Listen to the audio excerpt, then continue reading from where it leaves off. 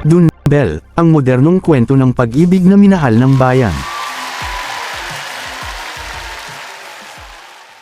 Kilalanin ang isa sa sikat at minamahal na love team ng bagong henerasyon, Donnie Pangilinan at Bel Mariano.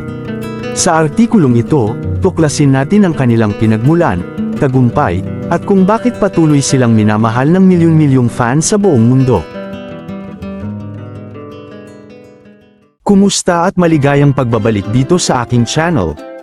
Kung bago ka pa lang dito, welcome to Jazz Vids, ang channel kung saan tinatalakay natin ang mga singer at artista noon at ngayon sa tulong ng artificial intelligence at karagdagang research. Pero bago ang lahat, isa munang mumunting request mula sa inyong lingkod. Huwag kakalimutang mag-like, subscribe at pakipindot na rin ang notification bell icon para updated ka sa mga bago kong upload. Ngayon pa lamang, pinasasalamatan na kita.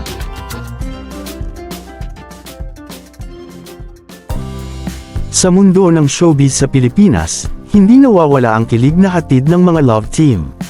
Ngunit sa dami ng tambalan na sumikat at naglaho, may ilan na talagang nag-iiwan ng marka.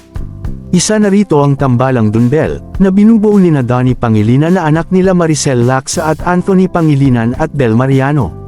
Nagsimula ang kanilang tambalan sa mga proyekto sa ilalim ng ABS-CBN, kung saan unti-unti nilang nakuha ang atensyon ng publiko.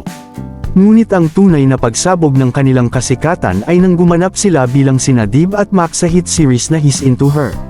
Dito, nilayan ng fans ang natural na chemistry ng dalawa, isang uri ng koneksyon na hindi madaling ipaliwanag ngunit ramdam na ramdam. Si Donnie, nakilala sa kanyang charm at pagiging gentleman, ay perpektong kabaliktaran ngunit swak na swak kay Bel, na may taglay na simpleng ganda at lalim ng emosyon sa pag-arte. Ang kanilang tambalan ay hindi lamang tungkol sa pisikal na atraksyon, kundi pati na rin sa respeto, pagkakaibigan, at tunay na samahan na nakikita on at off screen. Hindi rin may kakaila ang kanilang impluwensya sa social media. Sa bawat post, interview, o simpleng interaction, milyon-milyong fans ang agad na kinikilig at sumusuporta.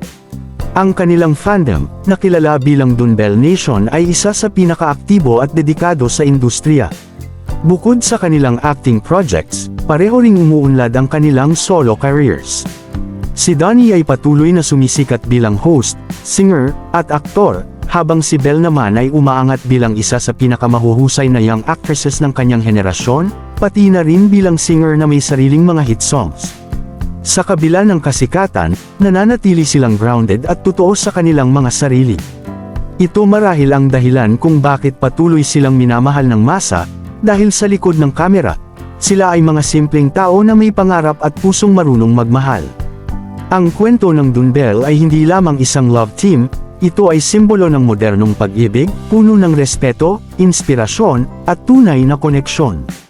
Habang patuloy silang lumalago sa kanilang karera, siguradong marami pa silang kilig at inspirasyon na ihahatid sa kanilang mga tagahanga.